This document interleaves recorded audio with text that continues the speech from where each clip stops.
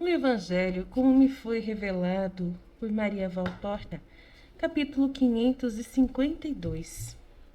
Preparativos e acolhida em Efraim. Valtorta descreve a visão no dia 2 de janeiro de 1947.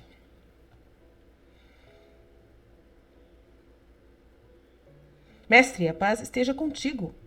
Dizem Pedro e Tiago de Zebedeu que estão voltando para casa, carregando umas vasilhas cheias de água. A paz esteja convosco. De onde é que estáis vindo? Da torrente fomos buscar água e lá teremos que voltar e buscar mais água para nossas limpezas. Uma vez que paramos aqui, não é justo que a velhinha fique se cansando por causa de nós. Também é de lá que se pode trazer o necessário para o fogo, aquecer a água. Para isso, meu irmão foi até o bosque buscar lenha.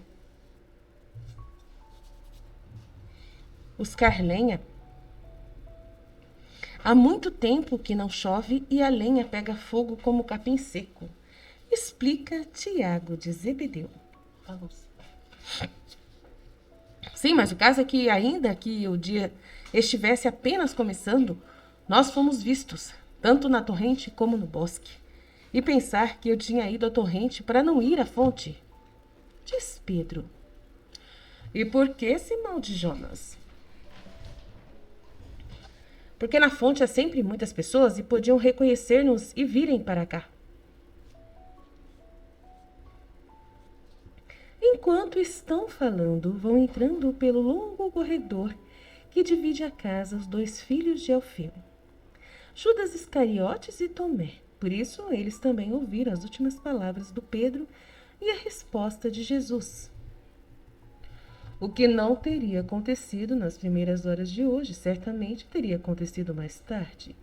Amanhã, ao mais tardar, porque nós permaneceremos aqui. Aqui? Mas eu achava que nós iríamos parar somente. Dizem muitos. Não é uma pausa somente para repouso. É a pausa. Daqui só sairemos para voltar a Jerusalém para a Páscoa. Ora, eu havia entendido que tu, quando falaste de uma terra de lobos e açougueiros, estavas falando desta região pela qual querias passar, como já o fizeste outras vezes, para daqui ires a outros lugares sem passar pelas estradas mais usadas pelos judeus e fariseus. Diz Filipe que acabou de chegar, enquanto outros dizem. Eu também pensava assim. Vós compreendestes mal. Esta não é a região dos lobos e açougueiros, por mais que sobre os seus montes se aninhem os verdadeiros lobos animais. Mas eu não falo desses. Isto se havia entendido? Exclama Judas Iscariotes, um tanto irônico. Para ti, que te chamas de cordeiro, devemos entender sempre que os lobos são os homens. Não somos completamente estultos. Não, realmente, não sois estultos, senão naquilo que não quereis entender, ou seja, sobre a minha natureza e missão, e sobre a dor que me causa ao deixardes de trabalhar constantemente e preparar-vos para o futuro. É para o vosso bem que eu falo, e vos ensino com atos e palavras. Mas vós rejeitais o que incomoda vossa humanidade com presságios de dor ou com a exigência de esforços contra o vosso eu.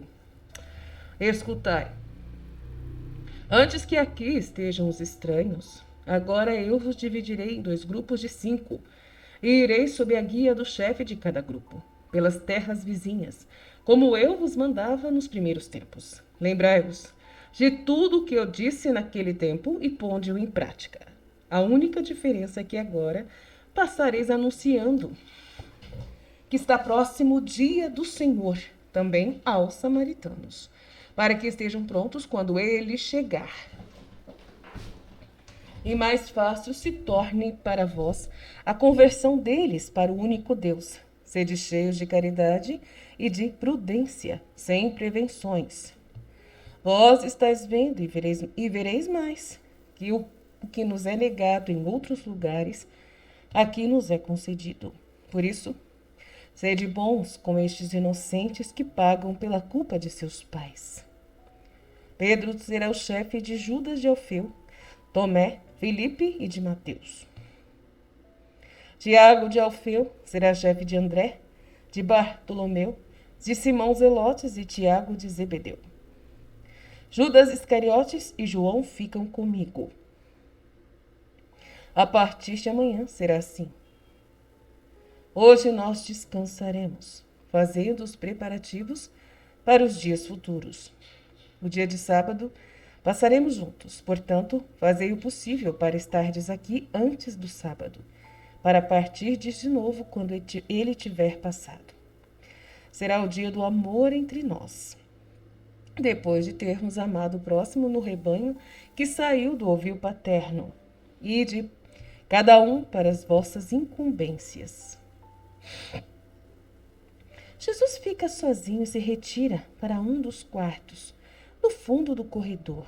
A casa se enche com o barulho dos passos e das vozes, mesmo estando todos nos quartos e não se veja ninguém a não ser a velhinha, que atravessa muitas vezes o corredor para ir tratar de suas tarefas, entre as quais uma é fazer pão.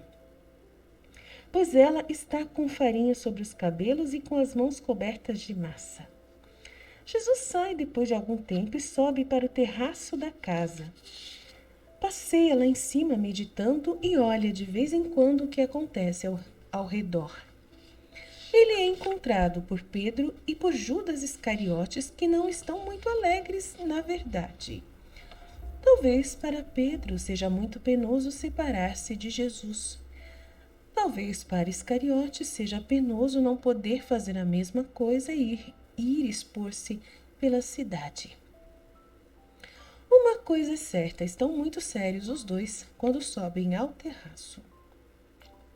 Vinde cá, olhai que belo panorama se vê daqui. E mostra o horizonte com os mais variados aspectos. A noroeste, altos montes cobertos de selvas que se estendem como uma espinha dorsal de norte a sul.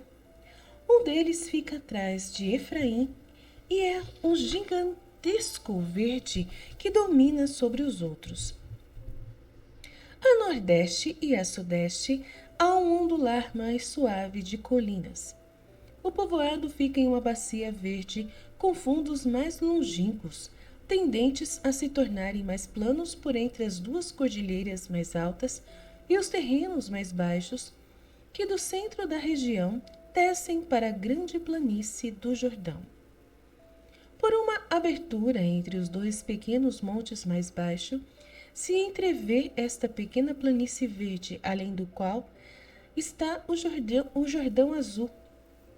Na plena primavera, este deve ser um lugar muito bonito, todo verde e fértil. Por enquanto os vinhedos e os pomares interrompem com sua cor escura o verde dos campos de cereais que já lançam suas tenras hastes para fora das copas e dos pastos nutridos pelo solo fecundo. Se isso, que há além de Efraim é chamado por João de deserto, é sinal de que o deserto da Judéia era bem ameno, pelo menos nesta faixa. Ou então, era deserto unicamente no sentido de ser privado de povo, todo cheio de bosques e pastos por entre alegres pequenas torrentes, bem diferentes das terras perto do Mar Morto, que é realmente justo dizer chamar-se de deserto, porque lá são áridas realmente a região, sem vegetação, se excetuarmos as pequenas moitas espinhosas, contorcidas, cobertas de sal por entre os penhascos e a areia carregada de sal. Mas este agradável deserto que fica para lá de Efraim, ainda por um longo espaço se orna com vinhedos, olivais e pomares. E agora as amendoeiras estão sorrindo ao sol, pintagaldas de um branco rosado aqui e ali, nos declives que logo estarão cobertos com os festões das videiras que desabrocham em folhas novas. Até parece-me estar na minha cidade. De Judas. Parece também com Juta, com a diferença de que lá A torrente passa embaixo e a cidade é no alto. Aqui, ao contrário, o povoado parece estar dentro de uma grande concha, tendo o rio no centro. Que terra rica em videiras! Para quem é dono delas, deve ser bonito e muito bom ter umas terras assim. Observa Pedro. Que a terra dele seja abençoada pelo Senhor com os frutos do céu e com as orvalhadas, com as nascentes que brotam do abismo, com os frutos produzidos pelo sol e pela lua, com os frutos dos cumes de seus montes antigos, com as frutas das colinas eternas e com os cereais da terra em abundância, como foi dito. Conforme Deuteronômio 33, 13 e 16. E sobre estas palavras do Pentateuco é que eles fundam sua orgulhosa persistência em cresces superiores. Assim é, mas também a palavra de Deus e os dons de Deus se caem em corações presos pela soberba. Tornam-se causa de ruína, não por eles, mas pela soberba que altera neles o que é bom, diz Jesus. Sim, se eles mantiveram do justo José somente a fúria do touro e a cerviz do rinoceronte, gosto de estar aqui, porque não me deixais ir com os outros? Não gosto de estar aqui. Por que não me deixas ir com os outros? Diz Iscariotes. Não gosta de estar comigo? Não, Jesus, é Jesus quem fala, né? Não gostas de estar comigo? Pergunta Jesus, deixando de observar a paisagem e voltando-se para observar Judas. Contigo sim, mas não com os de Efraim. Que bela razão! E nós então que iremos pela Samaria ou pela Decápole? Por que não poderemos andar senão nestes lugares no tempo que vai de um sábado para o outro? Será que iremos andar entre santos? Diz Pedro, censurando Judas, que nada responde. Que te importa quem é teu vizinho, se souberes amar tudo por amor de mim? Ama-me em teu próximo e todos os lugares ficarão iguais para ti. Diz calmamente Jesus. Judas não responde nem a ele. E pensar que eu preciso ir. Eu estaria de muito boa vontade aqui, enfim, por aquilo que eu sei fazer, pelo menos põe Felipe como chefe, ou teu irmão mestre. Quando for só para dizer vamos fazer isso, vamos para tal lugar. Isso eu ainda sei, mas se eu tiver que falar, estragarei tudo. A obediência te ajudará a fazer tudo bem, e o que fizeres me ajudará. Então, se agrada a ti, agrada a mim. Basta-me fazer-te contente. Mas veja, eu já disse, eis que vem vindo a metade da cidade. Olha só os sinagogos notáveis, as mulheres deles, as crianças e o povo.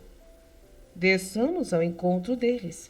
Ordena Jesus e se apressa em descer pela escada, chamando os apóstolos, a fim de que desçam todos com ele para fora da casa. Os habitantes de Efraim se apresentam com os sinais da mais viva deferência e depois das saudações rituais, um deles, que talvez seja o sinagogo, fala por todos. Bendito seja o Altíssimo por este dia, e bendito seja o teu profeta que veio até nós. Porque ele ama todos os homens em nome de Deus Altíssimo. Bendito és tu, Mestre Senhor, que te lembrastes do nosso coração e das nossas palavras e vieste repousar entre nós. Nós te abrimos nossos corações e nossas casas, pedindo-te a tua palavra para a nossa salvação. Bendito seja este dia, porque graças a ele verá frutificar o deserto todo aquele que souber acolhê-lo com o espírito reto. Disseste bem, Malaquias. Quem sabe acolher com o espírito reto, aquele que veio em nome de Deus verá frutificar o seu deserto e tornarem-se domésticas as plantas robustas, mais selvagens que nele estão. Eu estarei entre vós, e vós vireis a mim, como bons amigos, e estes levarão a minha palavra àqueles que a sabem acolher. Não ensinarás tu, mestre? Pergunta um pouco desiludido Malaquias. Eu vim até aqui para recolher-me e orar, a fim de me preparar para as coisas futuras, para grandes coisas futuras. Será que vos desagrada ter eu escolhido o vosso lugar para meu repouso? Oh, não! Ver-te rezar já nos tornará sábios. Obrigado por nos teres escolhido para isso. Nós não perturbaremos as tuas orações e não permitiremos que elas sejam perturbadas pelos teus inimigos, porque já se sabe o que aconteceu e o que está acontecendo na Judéia. Nós faremos uma boa guarda e nos contentaremos com alguma palavra tua quando te for possível dá-la. Aceita por enquanto os dons da hospitalidade. Eu sou Jesus e não rejeito ninguém. Aceito por isso o que me ofereceis, para mostrar-vos que não vos rejeito.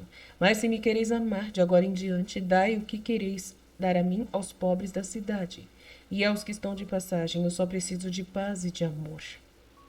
Nós o sabemos, sabemos de tudo, esperamos dar-te aquilo que tens necessidade, a ponto de fazer-te exclamar: a terra que devia ser para mim Egito, isto é, minha dor, foi para como José de Jacó, terra de paz e de glória. Eu assim direi, se vós me amardes aceitando a minha palavra. Os cidadãos fazem suas ofertas aos apóstolos e se retiram, menos Malaquias e outros dois que ficam falando em voz baixa com Jesus. E permanecem os meninos absorvidos pelo costumeiro fascínio que Jesus exerce sobre eles.